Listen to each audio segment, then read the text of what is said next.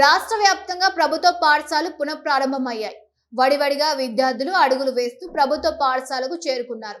దీంతో ప్రభుత్వ పాఠశాలలో విద్యార్థులకు మెరుగైన సౌకర్యాలు లేకపోవడంతో ఎస్ఎఫ్ఐ రాష్ట్ర నాయకత్వం పిలుపు మేరకు హన్మకొండ జిల్లాలో ఎస్ఎఫ్ఐ బృందం ప్రభుత్వ పాఠశాలను సందర్శించారు. పాఠశాలలో నెలకొన్న వసతులపైన ప్రభుత్వంపై మండిపడ్డారు. విద్యాశాఖ అధికారుల నిర్లక్ష్యం వల్లే ప్రభుత్వ పాఠశాలలో విద్యార్థులకు సమస్యలు స్వాగతం పలుకుతున్నాయని ఆవేదన వ్యక్తం చేశారు.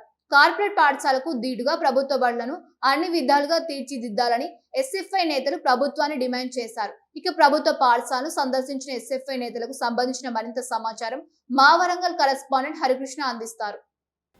వేసవి సెలవులు ముగియడంతో తెలంగాణ రాష్ట్ర వ్యాప్తంగా కూడా ప్రభుత్వ పాఠశాలలు అయితే పునఃప్రారంభమయ్యాయి. పాఠశాలకు వస్తున్న విద్యార్థులు కూడా వడివడిగా అడుగులు వేస్తూ కూడా ప్రభుత్వ పాఠశాలకు విద్యార్థులు చేరుకుంటున్న పరిస్థితి ఉంది. అయితే పాఠశాలకు వస్తున్న విద్యార్థులకు మాత్రం ఇటు కొన్ని అరకొర వసతులతో లేకపోవడంతో కూడా ఇటు విద్యార్థులు అయితే సమస్యలు అయితే విద్యార్థులకు స్వాగతం పలుకుతున్న పరిస్థితి ఉంది. దీంతో హన్మకొండ జిల్లా వ్యాప్తంగా కూడా ఎస్ఎఫ్ఐ ఏదైతే పిలుపు మేరకే హన్మకొండ జిల్లా వ్యాప్తంగా కూడా ఎస్ఎఫ్ఐ నేతలు కూడా ఇటు ప్రభుత్వ పాఠశాలకు సంబంధించి కూడా పర్యవేక్షిస్తున్నారు. ప్రభుత్వ పాఠశాలలో ఉన్నటువంటి సమస్యలు ఏంటి, ఎలాంటి అరకొర వసతులు ఉన్నాయనే దాని మీద కూడా ఎస్ఎఫ్ఐ నేతలంతా బృందం అంతా కూడా ఇటు ప్రభుత్వ పాఠశాలకు సంబంధించి కూడా సందర్శిస్తున్నారు. ప్రభుత్వ పాఠశాలలో ఉన్నటువంటి సమస్యలను తెలుసుకుంటూ ఉన్న పరిస్థితి ఉంది. ప్రస్తుతం మాతో పాటు మాట్లాడేందుకు కూడా హన్మకొండ ఎస్ఎఫ్ఐ జిల్లాకు సంబంధించిన కార్యదర్శి మనతో ఉన్నారు. వాళ్ళతో మాట్లాడదాం. చెప్పండి, ముఖ్యంగా కూడా పాఠశాలలు కూడా రాష్ట్ర వ్యాప్తంగా కూడా పాఠశాలలు పునఃప్రారంభమైన నేపథ్యంలో కూడా ఇటు ప్రభుత్వ పాఠశాలకు సంబంధించి కూడా సమస్యలు విద్యార్థులకు స్వాగతం పలుకుతున్న పరిస్థితి ఉంది. వీటిపైన ప్రభుత్వ పాఠశాలకు సంబంధించి కూడా అరకొర వసతితో విద్యార్థులు కూడా తీవ్రమైన ఇబ్బంది పడుతున్న పరిస్థితి ఉంది. దీనిపైన మీరు ఇప్పటికే ప్రభుత్వ పాఠశాలకు సంబంధించి కూడా సందర్శిస్తున్నారు. ఎలాంటి సమస్యలు మీ దృష్టికి వస్తున్నాయి, ఏం చెప్పదలుచుకున్నారు? ఈరోజు ఎస్ఎఫ్ఐ తెలంగాణ రాష్ట్ర కమిటీ ఆధ్వర్యంలో రాష్ట్రంలో ఉన్నటువంటి అన్ని ప్రభుత్వ పాఠశాలను సందర్శించడం అని మాకు చెప్పడం జరిగింది జిల్లా కమిటీలకు. అందులో భాగంగానే హన్మకొండలోని సుబ్బదలో ఉన్నటువంటి హై స్కూల్కు రావడం జరిగింది. ఈరోజు రాష్ట్ర వ్యాప్తంగా ఉన్నటువంటి ప్రభుత్వ పాఠశాలలు తీవ్రమైన ఇబ్బందులు ఉన్నాయి. అనేకమైన సమస్యలతో విద్యార్థులు సతమతమవుతున్నారు. ఎందుకంటే పోయిన సంవత్సరం కూడా మేము ఇక్కడ ఉన్నటువంటి కలెక్టర్ గారు కానీ, ఎమ్మెల్యే గారు కానీ, హెడ్ మాస్టర్లు కానీ, ఎంఈఓలకు డిఓలో చెప్పడం జరిగింది. ఏదైతే మేము వారికి సమస్యలపై విన్నవించినామో ఏ ఒక్కరు కూడా వాళ్ళు హన్మకొండ జిల్లాలో సమస్యలు కూడా పరిశీలించే పాపన ఉంది. ఈరోజు మేము చెప్పేది ఒకటే, ప్రైవేటు కార్పొరేటు స్కూల్స్, జూనియర్ కళాశాలలు 15 రోజుల ముందే, అంటే అకాడమిక్ ఇయర్ స్కూల్స్ కానీ కాలేజీలు కానీ రీఓపెన్ కాక ముందుకే ఎవరైతే ఆ కార్పొరేట్ విద్యా సంస్థ అడ్మిషన్ తీసుకుంటారో వారికి యూనిఫామ్స్ కానీ, బుక్కులు కానీ, టై అంటే తదితర పాఠ్యపుస్తకాలు కానీ కూడా మొత్తం ప్రైవేటు విద్యాసంస్థలే, కార్పొరేట్ స్కూల్సే లక్షల రూపాయలు, 1000 రూపాయల విద్యార్థులకు అమ్ముతున్నారు. మరి ప్రభుత్వం ఏం చేస్తూ ఉంది, ప్రభుత్వ అధికారులు ఏం చేస్తున్నారు? ఈరోజు ఇప్పుడు గతంలో పోలిస్తే ఇప్పటికంటే రాష్ట్ర ప్రభుత్వం చెప్తాం, రేంద్ర ప్రభుత్వం మేము ప్రభుత్వ పాఠశాలను బలోపేతం చేస్తామని చెప్తా ఉన్నారు. మీరు బలోపేతం చేస్తూ పక్కా పెడితే మీరు ఉన్న ప్రభుత్వ పాఠశాల కూడా మూసివేసే పరిస్థితి తెలంగాణ రాష్ట్రంలో మీరు కొనసాగుతూ ఉంది. ఇప్పటికీ విద్యార్థులకు, ప్రభుత్వ పాఠశాలలో చదివే విద్యార్థులకు ఇంతగానే మీ విద్యార్థుల క్లాసులో మాట్లాడడం, బుక్స్ రాలేదు, అలాగే బ్యాగ్స్ రాలేదు, యూనిఫామ్స్ రాలేదు, టై రాలేదు, షూ రాలేదు, బెల్ట్ రాలేదు. అలాగే ఇక్కడ త్రాగునీరు సమస్య కూడా ఇక్కడ హన్మకొండ నగరంలో విద్యార్థులకు చాలా ఇబ్బందికరంగా మారింది. అలాగే ల్యాట్రూమ్స్ కానీ, వాష్రూమ్స్ కానీ ఎలాంటి శానిటేషన్ లేదు. గతంలో కూడా ఈ రాష్ట్ర ప్రభుత్వం స్కావెంజర్లను తీసేస్తే కూడా మేము ఎన్నో ఆందోళన చేసినాం ఈ ప్రభుత్వ పాఠశాలలో మళ్ళీ స్కావెంజర్లు తీసుకోవాలని. కానీ ఓ సర్కిల్ జారీ చేసిళ్ళు. ఆ సర్కిల్ జారీ ప్రకారం కొన్ని ప్రభుత్వ పాఠశాలలో స్కావెంజర్స్ తీసుకున్నారు, కొంతమందిని తీసుకోలేదు. మేము మళ్ళీ చెప్పేది ఒకటే, ఈ ప్రభుత్వ పాఠశాలలో చదవాలంటే విద్యార్థులకు తెలంగాణ రాష్ట్ర ప్రభుత్వం, రేవంత్ రెడ్డి సర్కారు వారికి సరైన మౌలిక వసతులు కల్పించాలి. ఇంకో సిగ్గుమల్ల పని ఏంటంటే ఈ రాష్ట్రానికి విద్యాశాఖ మంత్రి లేడు. విద్యాశాఖ మంత్రి లేకపోవడం వల్ల ఈ తెలంగాణ రాష్ట్రంలో విద్యారంగ సమస్యలు తీవ్రంగా ఉన్నాయి.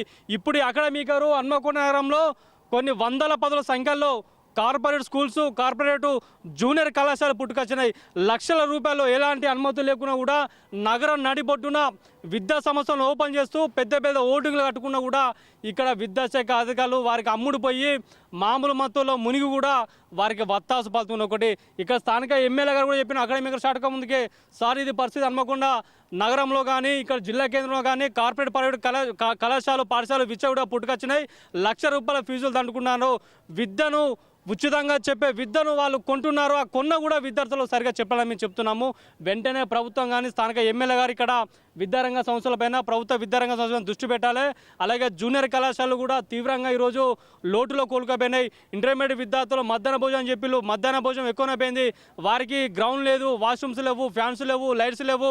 ప్రభుత్వ విద్యా సంస్థలు అన్నీ సరైన మౌలిక సదుపాయాలు లేక అంటే కట్టుదిట్టమైన సమస్యలు ఉన్నాయి. కాబట్టి వెంటనే సమస్య పరిష్కరించాలని ఎస్ఎఫ్ఐ హన్మకొండ జిల్లా కమిటీ తరఫున ప్రభుత్వాన్ని డిమాండ్ చేస్తూ ఉన్నాం. ప్రధానంగా మీరు చెప్పండి, ఇప్పటికే ఇటు రాష్ట్ర ప్రభుత్వం కూడా బడిబాట కార్యక్రమం ద్వారా విద్యార్థులను ప్రభుత్వ పాఠశాలకు తీసుకొచ్చే విధంగా కూడా కృషి చేయాలంటూ కూడా ప్రభుత్వం చెప్తూ ఉంటే ఇక్కడ కొన్ని పాఠశాలకు సంబంధించి కూడా బడిబాట కార్యక్రమాన్ని కూడా నిర్వీర్యం చేస్తున్న పరిస్థితి ఉంది. దీన్ని ఎట్లా చూడవచ్చు?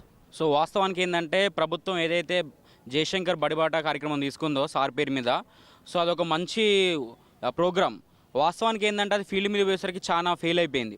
ఎందుకంటే ఒక 3-4 దఫాలుగా వీళ్ళు పిలుపునిచ్చినప్పుడు ఎంతమంది టీచర్లు పాల్గొన్నారు, ఎంతమంది అక్కడికి బెయిల్లు, కేవలం వాట్సాప్ స్టేటస్లకు ఎక్కడికో పరిమితమైంది తప్ప ఇంటింటికి పోవాల్సినటువంటి పరిస్థితి ఉన్నది. డోర్ టు డోర్ క్యాంపెయిన్ చేయాలి. ఈ స్కూళ్ళలో చదువుకునే అటువంటి పిల్లల గురించి వాళ్ళు చెప్పాలి. ఇక్కడ చదివే స్టార్లు కాబట్టి, మేడాలు వాళ్ళు కాబట్టి మేము చెప్పేదని చెప్పేసి బస్తీలలో పోవాలి, నగరాలలో పోవాలి. ఇక్కడ ఉన్నటువంటి కాలనీలు, ఇక్కడ ఉన్నటువంటి కూడా సెమీ అర్బన్, సెమీ రెసిడెన్షియల్ సంబంధించినటువంటి వాళ్ళు, ఇక్కడ ఉన్నటువంటి పిల్లలందరూ కూడా వర్కర్స్ పిల్లలు, ఇక్కడ ఉన్నటువంటి పిల్లలందరూ కూడా అడ్డా లేబరు, రోజువారీ కూలీలు, కనీసం తల్లిదండ్రులు నెలకు 10,000 సంపాదించినటువంటి పిల్లలు. కాబట్టి వాళ్ళ తల్లిదండ్రులందరికీ కూడా జయశంకర్ బడిబాట అనేది పోతే ఎంతో ఉపయోగపడు. వాస్తవానికి ఇది 4-5 దఫాలుగా ఇచ్చినప్పుడు కూడా అంత పరిపూర్తిగా జరగలేదని చెప్పేసి మేము భావిస్తూ ఉన్నాం. ఎందుకంటే డోర్ టు డోర్ క్యాంపెయిన్ అనేది వీళ్ళు ఫెయిల్ అయ్యిళ్ళు. మేము ఏమంటున్నాం అంటే ఇప్పుడు ఈరోజు స్కూల్ స్టార్ట్ అయినాయి కాబట్టి ఇంకొక 4 రోజుల పాటుగా ప్రైవేట్ విద్యా సంస్థలు పెద్ద పెద్ద బోల్డింగ్స్ 1,000 రూపాయలు, లక్షల రూపాయలు పెట్టి హోల్డింగ్స్ వేస్తారు. 1వ ర్యాంకు, 2వ ర్యాంక్ అని చెప్పేసి 5వ తరగతి, 10వ తరగతికి.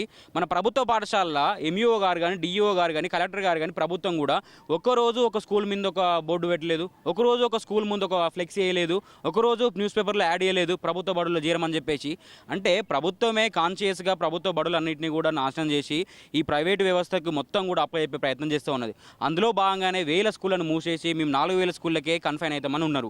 మేము క్షేత్రస్థాయిలో ఎస్ఎఫ్ఐగా తెలంగాణ రాష్ట్రం అంతా కూడా తిరుగుతూ ఉన్నాం. మన జిల్లాకు వచ్చేసరికి ఇక్కడ ఉన్నటువంటి ఎన్రోల్మెంటు సంబంధించినటువంటి దాన్ని చూస్తే మనం ఆ ఎన్రోల్మెంట్కి సరిపోను టీచర్ లేరు, ఆ ఎన్రోల్మెంట్కి సరిపోను క్లాస్ రూమ్లు లేరు. ఒక క్లాస్ రూమ్ పోయి చూడండి, 4 రోజుల బెంచ్లు ఉన్నాయి, 4 రోజుల బెంచ్కి 4 స్టూడెంట్స్ కూర్చున్నారు. అట్లాంటి ఇరుకు పరిస్థితుల్లో ఎట్లా కూర్చుంటారు? వాళ్ళకు బుక్స్ ఇస్తుంది ప్రభుత్వం, మరి బ్యాగులు ఇవ్వట్లేదు. ఫుడ్ పెడతాళ్ళు, మరి ఫుడ్ పెట్టే వర్కర్లకు ప్రాపర్గా బిల్లు వస్తాయా? లేవు. గుడ్డుకు ఇంపుడు ఎంత రేటు ఉంది? 7 రూపాయలు, 8 రూపాయలు ఉన్నది. మరి వాళ్ళకి వచ్చే బిల్లు ఎంత?